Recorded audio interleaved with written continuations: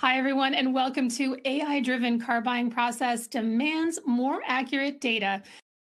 This automotive news webinar is brought to you by Experian. We're delighted you're with us for this presentation. I'm Emma Hancock, host, strategist, and moderator at Automotive News. Before I introduce our speaker today, a navigation tip. We encourage you to ask questions at any time. Just type them into the Q&A box on the left side of the webinar window and then hit send. I will steer your questions to our speaker toward the end of the session. Joining us today is Michael Kraut, VP of Advertising Data Solutions at Experian Automotive. And now I'll turn it over to Michael to get us started. All right. Thank you, Amber. Thank you for having me this afternoon to talk about what it seems to be the news of the year is how AI-driven car shopping, it demands more accurate data, but we're going to talk a little bit today about a lot of things, mostly around the consumer journey. Couple of things that I want to make sure we cover. The first thing is just a simple explanation of the consumer buying journey today. It's changing in automotive. It's already changed in other industries. So we'll explore a little bit about how complicated this journey is becoming. Secondly, we'll cover some of the AI tools that are just adding a complexity to the entire process and the layer of the shopping process for a car. Thirdly, we'll talk a little bit about what dealers can be doing to prepare for this changing landscape. And lastly, the most important piece is how do you retain customers and how do you find new customers in this sort of changing AI-driven environment. Couple things before we start. The journey's changing very quickly. There's new tools, there's new platforms. We've all heard about mobile shopping because we all do it on a regular basis, and social channels now are part of our society. We use them on a daily basis. What we're finding in not just in automotive, but in other industries, consumers no longer follow that straight path that have always been in each of those industries, specifically around the auto shopper today. The path from search engine to dealership is taking a lot of different turns, so we'll explore a little bit about that. I mentioned finding new customers. It's very critical for stores to remain relevant with new customers. And we'll also find that, I'll explore some ways that the stores that will win, especially in the short term, are the ones that pay attention to the accuracy of their data. They think about data first, and they view their business less as a dealer website and more as a publisher. So a couple things that I'm not going to make believe I'm dating myself here, but in the old days, it was pretty easy. You'd send a message on television, maybe listen to some radio. I'm not quite sure what cars have radios anymore. Direct mail, while it's an old and pretty important tactic, it's still pretty viable today, primarily because of the data behind it. And then eventually you'd buy a car. Well, that's not straight anymore. Devices that you could hold in your hand, you could talk to them, you could search on them, and now they're being packed with unbelievable tools that are enabling consumers to do things that were unimaginable just a handful of years ago. The industry has done a pretty good job taking care of the shopper when it was using these sort of, I don't want to call them old school search tactics, but just search engines and maybe endemic sites. Now that computer in your pocket has so many more things and tools in it, primarily AI related stuff, that is making that shopping process that much more interesting, to say the least. A couple of things on the touch points that I want to make sure people do understand. Last 10, 20 years, we had dealer websites that matured. Obviously, all our social platforms, they're evolving, but we had to face social platforms as sort of the journey, so to speak. OEM websites have always been around. Texting came in, and obviously the third-party marketplaces had become incredibly important in the consumer journey. Well, now we're adding these new tools primarily AI-driven tools, phone assistants, unbelievably valuable. We're all very frustrated when we have to call a credit card company or a bank and we get a very antiquated sort of voice assistant. But I guarantee you the voice assistants you'll see in the next year or 2 years are going to be that much more impactful to the consumer journey. We're starting to see chat. I know dealers have incorporated chat into their daily activities, either directly with consumers or through their CRM or their website. But now you're starting to see, and I'll illustrate a couple of conversations that you could start having now that are altering the consumer journey, which is pretty significant when you think about how customers are making a $40,000, $50,000, $60,000 purchase. YouTube videos, I'm calling it YouTube and videos, but I think over the last 5 years, society has really changed to a video-driven economy. We've always used YouTube, for instance, to look for car reviews years and years ago. Well, now we've become accustomed to getting 30 seconds to 3 minutes of videos. And I'll talk a little bit about how important that video aspect is in the consumer journey. And it is driven a little bit by AI. And lastly, all these LLMs, whether it's Gemini, ChatGPT, Claude, you name it, these search tools are evolving daily. They're becoming unbelievably good assets for consumers to do any sort of search. It could be going on a vacation. It could be buying a house. It could be buying a car. There's numerous cases where people are starting to use these search agents in very unique ways, and they're letting these ChatGPTs, these Geminis, these Claudes do the hard work that were once unthinkable. And when we think about sort of how this goes into videos, for example, I was in New York last week. I was not pleasantly surprised, but surprised to see how much short views of video are in our society. We're using these video shorts in ways that we were never expecting to use them, say 5 years ago. Most of those videos were fun. They were on TikTok, maybe Instagram or Facebook. But now with the advent of YouTube and its connective tissue into Google and how Gemini is becoming sort of a good search tool, for lack of a better word, you're seeing all these things converge.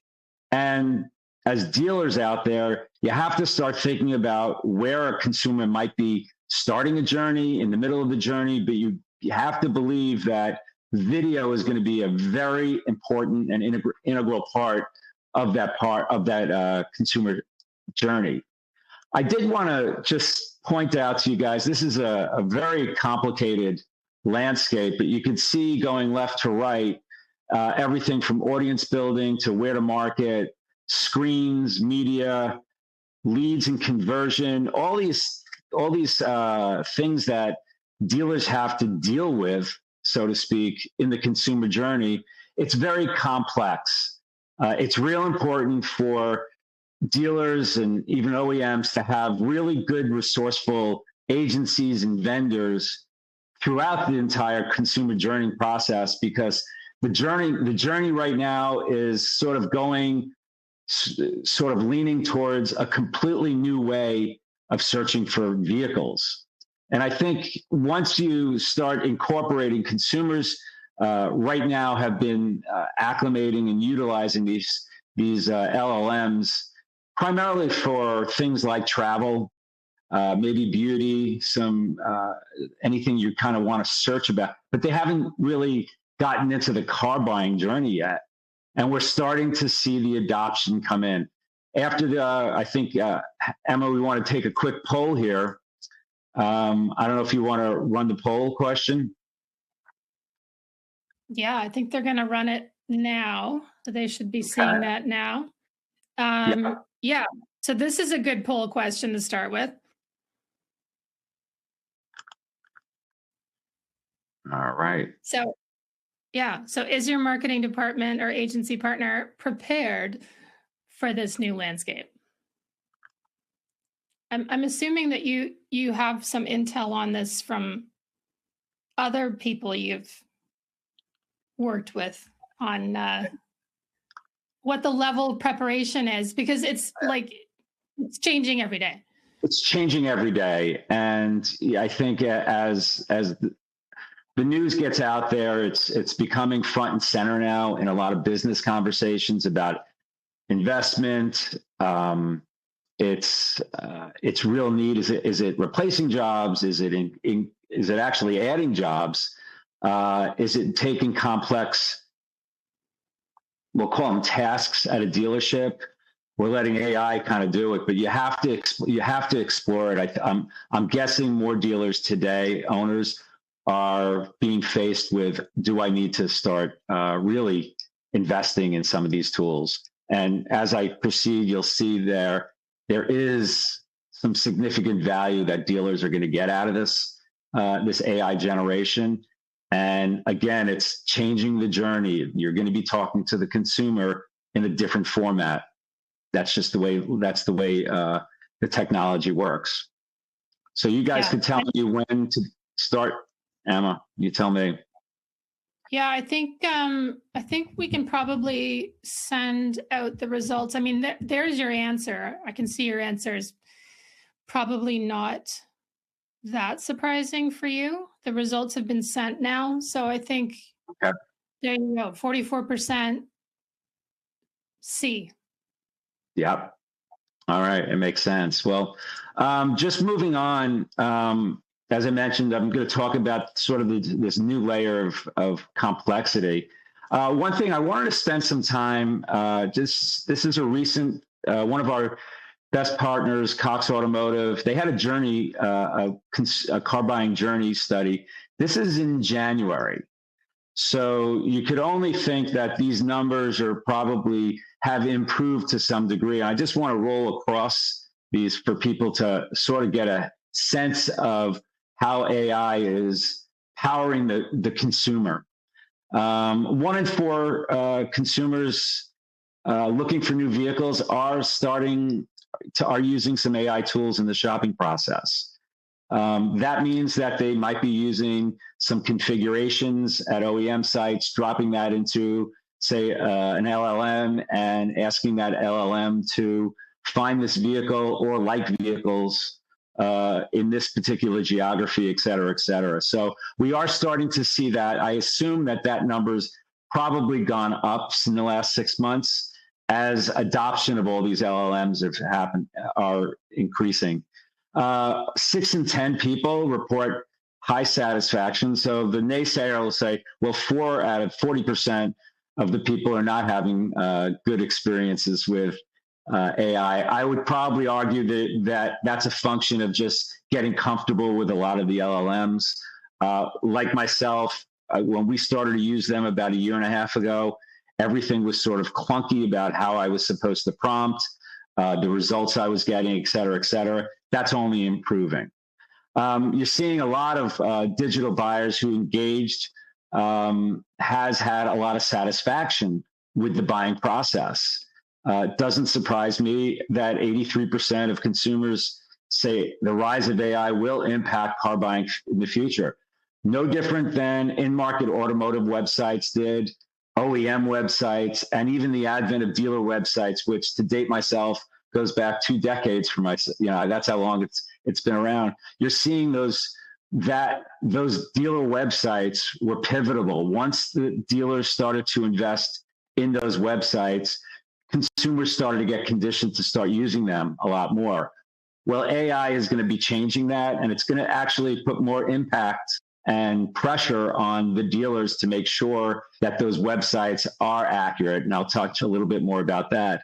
And lastly, 63% of auto dealers note that investing will be critical to their success. I think that's only going higher as some tools within the store, whether it's in the front or the back of the store, are incorporating some AI tools. You are starting to see some benefits slowly but surely. Couple of things that I want to make sure that I cover, Emma, which is pretty critical. And this is all about the touch points that are very different today than they were in years past. Here's an example of, this is a regular search. So back in the day, all of you had agencies and vendors and partners that were buying keywords. Well, this is a little bit more of a forward-looking search where I actually used, more than 3 words. Back in the day, I do remember, like, you just use keywords and you would hope you get a return. But what's very interesting here is that the keyword searches that you were doing, or am doing right now without AI, they return some really great information. If you could imagine, you're seeing it right in front of you. Those are 5 quick links, whether it's going to Carvana or this site or the other site. That gives the consumer a direct integration. And I'm going to talk a little bit about measurement in a second, but keep in mind, this path is going to change. And this is a very rudimentary LLM or Gemini search. I'm using almost the same terms, but if you could imagine what you just saw before, your return was 5 links. And again, I'm going to talk a little bit about measurement, that cost per click and cost per whatever you want to call it, cost per lead. If you can see this now, and it's only going to get, I wouldn't say less clicks, but the click is going to sort of disappear as consumers get more comfortable using these large language models. You can see here, there's very little clicks. You're getting a lot of content, and content is really critical when you're building out your website. And I'll just kind of say, when you go down to the next question you're going to prompt your LLM might be something about find my inventory. And this is where I'm just going to say right now, dealers need to start thinking like publishers. Think about the New York Times, the Wall Street Journal as a website. They're constantly keeping their content fresh. These large language models, they learn, they understand what you're searching for. The younger consumer who's been using LLMs for, say, 2, 3, 4 years is much more comfortable putting in a lot of comments and conversation and curiosity into their statements, which returns a lot of different things. So if you could imagine, for the dealers out there, you need to be thinking about your website as a content haven. Everything's got to be in context, but it's real critical for everybody to realize how valuable the content is, because it's going to be brought into all these searches. It's a different form of searching. I'm just going to use an example here. This is something that might happen. It's probably happening today, but an entire transaction is starting to take place through chat. And this is where you're starting to see a lot of the vendors that we might be working with are providing critical data so that chat conversation becomes more valuable. There's no fits and starts. There's no, let me go check this and let me go check that. You're getting down to questions back that are very relevant to the transaction that might take place, or the question that might take place. And I think that this is sort of, I'm not saying this isn't happening today. It is. It's just going to become more and more this way. And it's going to be the same thing. This is in chat. I'd argue that the same thing might be happening on a phone assistant, where the phone assistants now are going to be armed with the same data. And a lot of the data that's coming into these instances actually comes from your website. And it comes from all the data that you're putting in there, whether it's sales incentive data, inventory incentives, even reviews. The AI is going to be such a big crutch for the dealer to bring to the consumer in their shopping journey. They really have to do it. So, Emma, do you want to do the next poll while we're here? Yeah, let's do that. So, okay, we're going to send out this poll number 2. And for those of you that still have maybe poll number 1 up, just make that, just get rid of that tab when we're done these polls, and then you'll see us again, and you'll see Michael again, and you'll see the slides again. So poll number 2, are you using either an AI-driven live chat or BDR assistant? So is that something you're already dabbling with? Yes, no, or no, but we are working on it. So let's see as that comes in. So interesting hearing you talk about that chat exchange, Michael. Like, it kind of drives home the whole purpose of your presentation today about just the data. Like, if you have like a weak listing or an old listing, those chats are not possible. But we have all been trained to search so granular for vehicles. We're either two spectrums. We're either very granular or we have no idea what we want. It's one or the other. And to your point, I think what we've trained consumers to do for the good was back in the 2 decades ago, we didn't know how to search for a car. We would use a newspaper, for instance. Then we got conditioned to do this make model thing, right? Just drop downs. Well, if you think about the way AI operates, there's no more drop downs. I'm really just looking for, you could put a full description in there, so it's really changing that dynamic, which I'm going to kind of get to on the slides. You tell me when to go to the next one, because it looks like it's about 50% on. Yeah, we can send that. Yeah, I think we can send that out. So there you go. So kind of a split between, yes, they're already, either using live chat or BDR assistant with AI, or they're working on it. So that's pretty exciting. Like, it's pretty exciting. I mean, and again,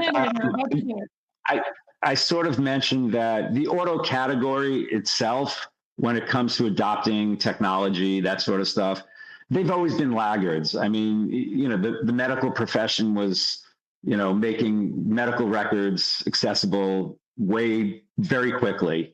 The industry moves a little slower, but you're starting to see, if they are reading the consumer right, as other industries have done, like the travel industry, for instance, this is where the dealers are going to need to invest. So I'm going to take you guys through. What else? Did you have anything else to add? I was going to say, I'm going to pop off, and I'm just going to remind everyone, just click out of your poll, and then you'll see the rest of Michael's slides until we have that last poll question. So I'll see you in a minute. Great. This next area is really just what could dealers be doing to prepare for this, and I'm going to start from sort of the you might have heard us talk about how critical first-party data is. Yes, it's an old record, and anything a dealer could do to make that first-party data a little cleaner, fill in blanks. So for instance, change of address, verifying people's names, that sort of stuff. It becomes critical because you are going to tie the CRM data into these models at some point, because you're going to have to. The consumers going to want to know when they start a journey and they're chatting with you and they're requesting vehicle information or vehicle history report. The system's supposed to know who that consumer is. There's a handful of industries that are doing it well. I suspect the auto category is going to do equally as well, if not better, because of the nature of that transaction. And I know dealers really care. They want to make sure that they're meeting their customers' needs as best as they can. One thing that's really critical about understanding your first-party data is understanding your new market. An example I listened to last week was, if you're, and this was more around the beauty aids category. They skew very young, so it's important for big retailers like Ulta, for instance, to make sure that they have these AI-focused solutions at their consumers' fingertips, because they skew young. So if you're a store and you skew somewhat younger, maybe a Kia shopper or that's that type of younger first-time shopper, it's critical for you to meet consumers where they are. So that's why you have to sort of understand how much AI you should be investing in or where you should be investing in it. Also, who is in your CRM? I think we make it sound, and I have a slide a little later, but it would be nice for a dealer just to kind of double click on their customer base to understand all the various parts about their consumer: age, income, demographic. Obviously, companies like us at Experian, we understand who owns the cars and stuff like that, and you could always work with us to understand who the who is when it comes to like who owns cars in certain marketplaces from an age, income, that sort of thing. But it's critical for dealers no longer just to think that they know who their customer is. Keep in mind now that the customer journey, the shopping process, I said it's not linear. It's also, it doesn't play in just one market. People are just naturally, they're looking for the car that they want. And if they have to go to outside market, they will. So it's critical for you to really understand where your customers are. Next piece that I think is real critical, and I want to spend a little bit of time here, just so you guys could understand. I referenced before how dealers need to think like publishers. Publishers are constantly changing the content and the context, whether it's the Wall Street Journal or Bloomberg. They're always updating things. So now this is the real, where the rubber hits the road for dealer websites now is, is the data that you have from vehicle inventory, good vehicle history report information, all that information that someone might just be free typing into their LLM or into a chat, is that up to date? I can't speak for where dealers are today, but I do remember back in the day when I was in cars.com, we would tell dealers, send us your inventory and we'll get it up in a week. Well, you can't do that anymore. The same sort of thing is happening today. If a vehicle is sold and it's off the lot, you got to get it off your website, only because people are going to be really potentially looking for that vehicle. So one thing that we stress a lot for all the dealer customers that we work with, especially with the ones that are the agencies of record, we are really pushing them to keep that website as up to date as possible. Prepare now. There's the tools are out there for dealers to use. Think about running your website like a publisher and make sure that the data and the content is accurate as it could be. And Emma, I think we have our last poll question. Yeah, great segue, Michael, because this is exactly what you're just talking about. So, okay, last poll question. How often is the inventory on your dealer website updated? Real time. Yeah, that would be incredible. Hourly, daily, weekly, not sure. Not sure is, I don't think anyone's going to, I hope no one's going to say that. But, it kind of reminds me.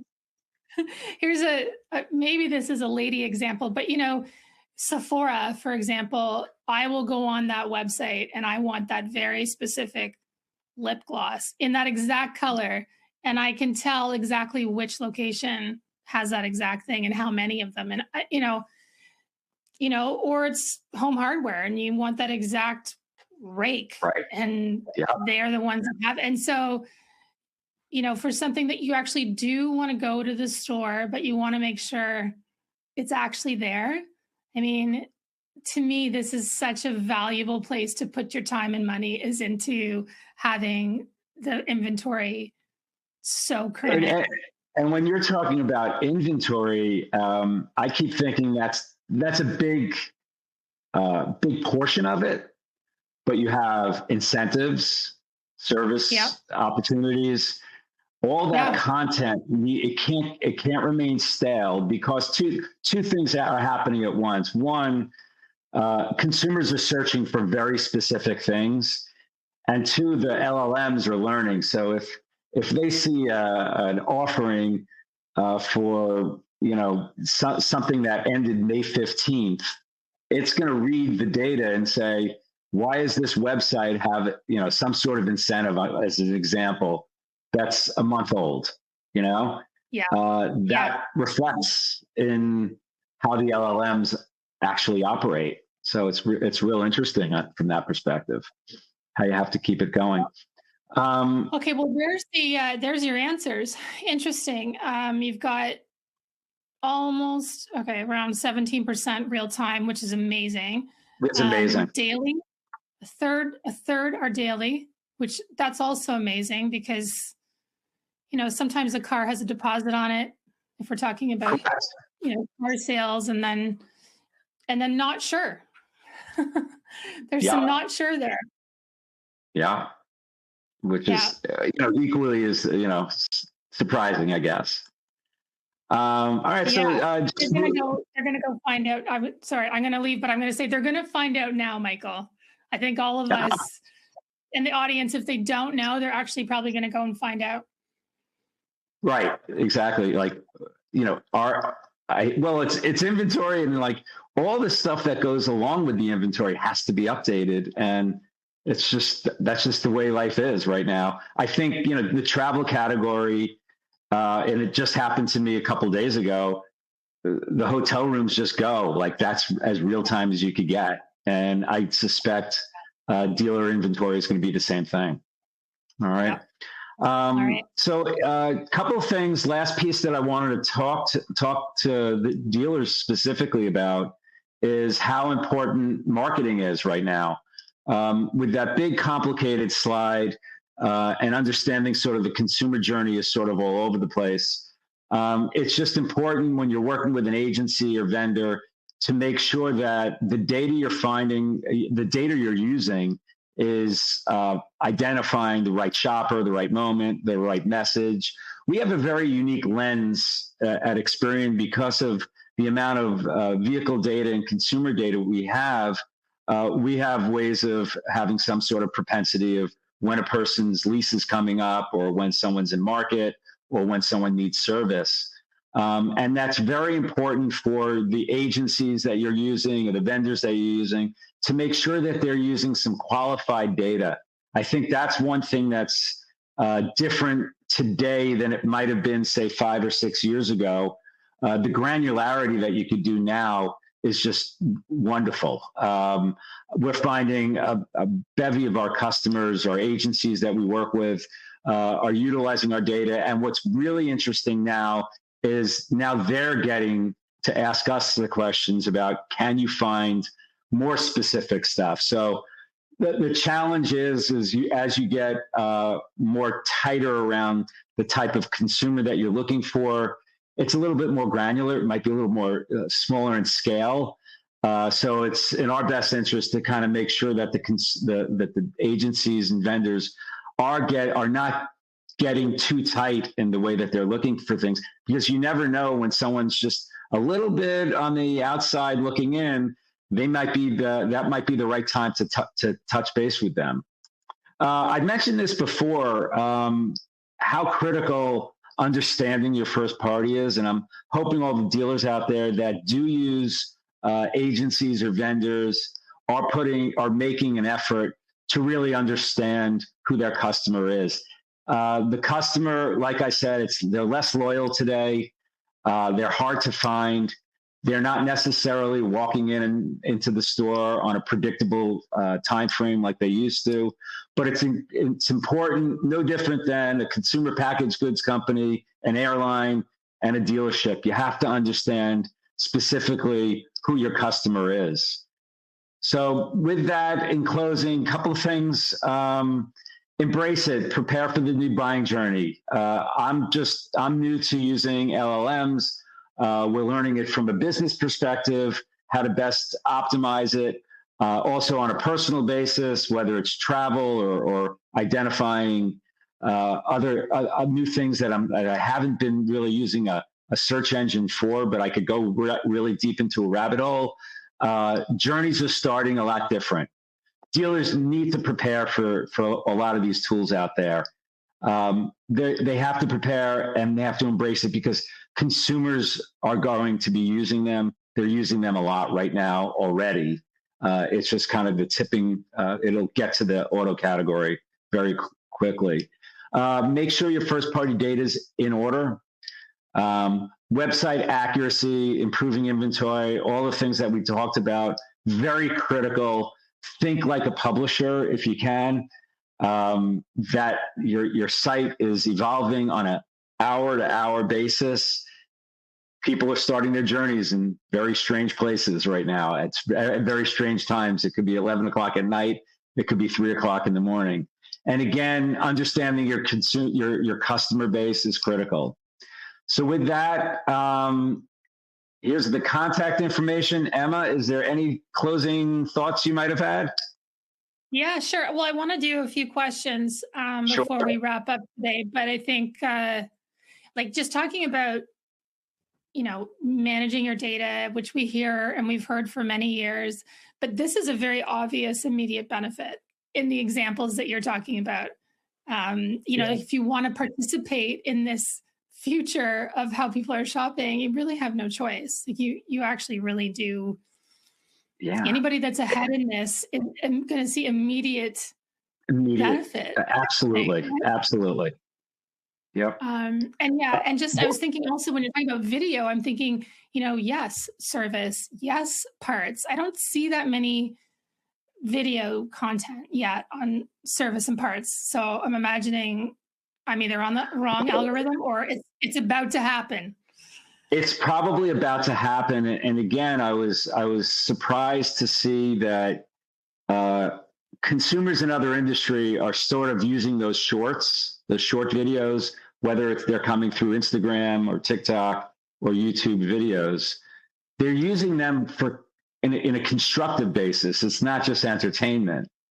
And that's sort of where society is. So if you just kind of, connect some of the dots specifically around YouTube, because I was somewhat surprised at the size and scale of YouTube short videos. I didn't even know I actually do see them in ChatGPT, in Gemini returns. You actually can see a short video. It's a contact. Yep. That's our society right now. We're video driven, sight, sound, and motion. That's what we like. Completely. I do recall a dealer telling me 20 years ago, he said, Emma, people don't read. And I was like, really? So he was ahead of his time because given the option, when you're trying to get through, we were talking earlier about just let's say you're shopping for a new vehicle, just where do you start? There's so many vehicles. There's so many places now. And then within that vehicle, they're so complex.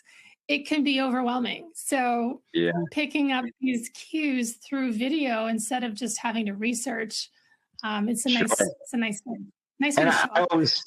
When we were talking about it before a couple of days ago, I was surprised. Like years ago, we had others who have searched for this vehicle also search for this vehicle. Well, now that's happening in the ChatGPT piece. Yeah. So it's really interesting how that's evolving. And I will say, like, Google stitching together YouTube and Gemini and understanding potentially whatever you have maybe going on, interest in Gmail, like that becomes a very powerful model for dealers. They really should be looking at that. One thing that we didn't talk about, Emma, right now that I think the dealers that are on here is we've been the category has really driven measurement as a cost per. We had this thing called cost per lead, so everybody's attached to a cost per lead and a cost per click, and I can't tell you how much it was stressed even just last week at this conference. Like the click will disappear, so your whole metrics are going to have to change. And in spending some time with a dear friend of mine who runs a dealer agency, he's instituting really new metrics. There's PR metrics, there's engagement metrics, and it might not direct correlate to the way we've been doing it in the past, But it's a way of identifying some sort of measurement. And I think that's critical for dealers to realize that all of a sudden their cost per clicks and their cost per leads are just sort of not the same as it used to be. Yeah. If that makes any sense. It's about time. Definitely about time that they're able to gauge what's working on a multitude of levels. Okay, I just want to, there's a couple of questions here that I think the audience will be very interested in. And because you and I were also talking earlier just about, budget, what would be the perfect gold standard right now? Because I'm sure that dealers have to prioritize their spend. So, how do they prioritize? What would you suggest to them, with a marketing budget that might not have been as robust 2 or 3 years ago? Like what would you prioritize right now? My sense right now is the assets you have on your dealer websites, just you should be investing in that. And I think over the last couple of years, I think the dealer website business, for instance, has become somewhat commoditized to some degree. And I wouldn't say it's an afterthought, but it's sort of not been tended to from a technology perspective like it needs to right now. It's not to say there's some great vendors out there that manage websites. I just think that the amount of search that's going to happen through these LLMs is just growing daily. So you have to make sure that website has as much bells and whistles. So I would probably say it's more of an internal spend. And then separately, I think the tools out there to find customers, once you understand who your customer is, like use good data to find the customers in your marketplace, whether it's service, conquest, new car sales, that sort of stuff. That's where I would prioritize our budgets. All right. That's great advice. Okay. Now, this is also a little bit about how to prioritize and how to manage. So as, these kinds of AI-powered shopping journeys become more common, more popular, how do dealerships balance things, that they absolutely have to still take care of, like loyalty, like service retention, conquest marketing? It could feel overwhelming. It probably is. I think the interesting part about the automotive industry is it's not that we're complete laggards. We have run rate. I think what's really important is to do some research and understand other categories and how quickly they've adopted. The example that I'll use is like the travel industry has completely changed.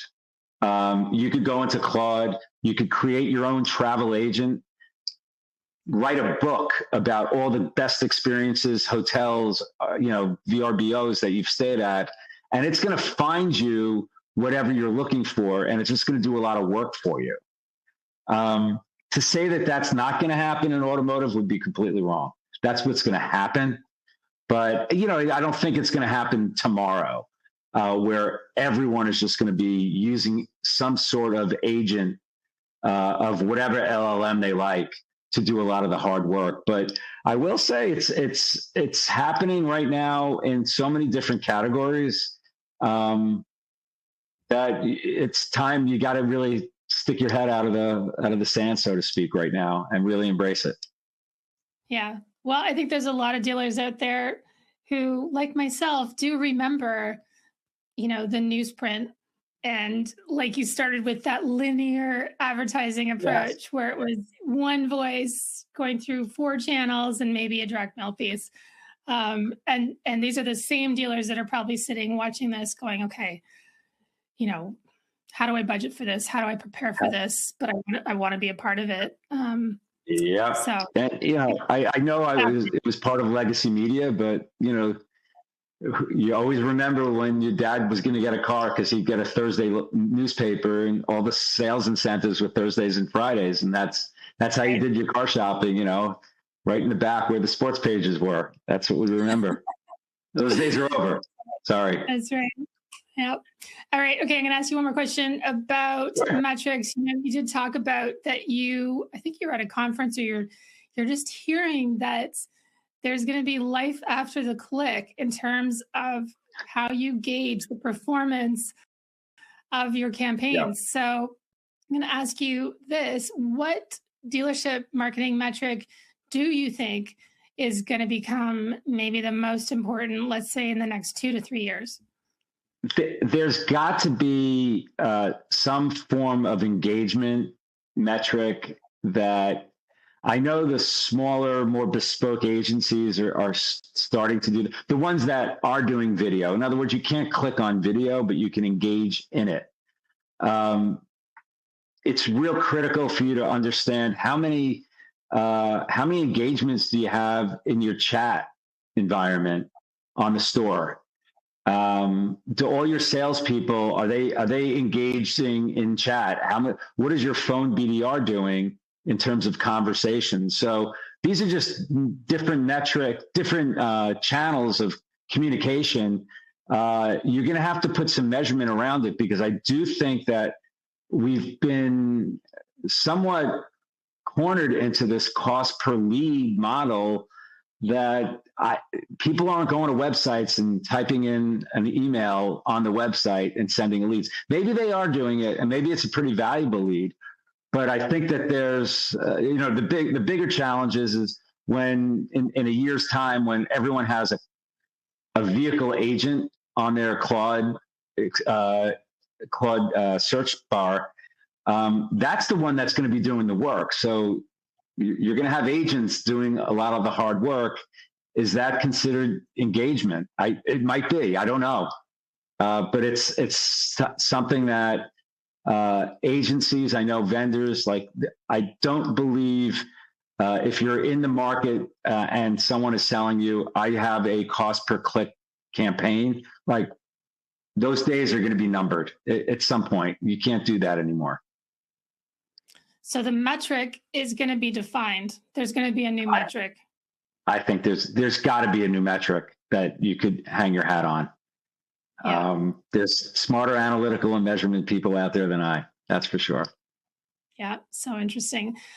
Listen, Michael, we are just about done today with this fabulous webinar. You are so good at explaining these things and taking complex topics and putting them into human speak so we can all understand and we can all try and catch up. Any parting words before we close out today?